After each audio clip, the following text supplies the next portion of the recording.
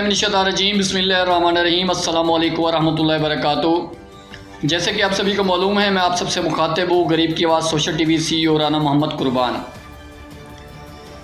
आप तमाम दोस्तों को एक नहायत ही अफसोसनाक खबर सुनाने जा रहा हूँ। मेरे चाचू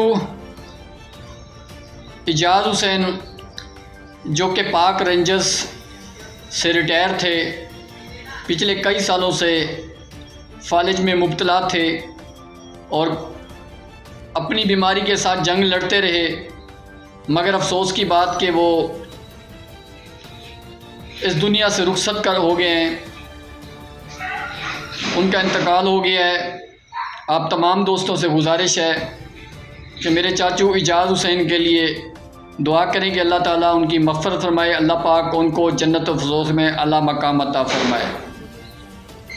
क्योंकि हर किसी को इस दुनिया से जाना है अल्लाह की तरफ। बस जैसे जैसे जिसका वक्त लिखा है अल्लाह ताला ने उसी तरीके से उस अपने बंदे को लेना है।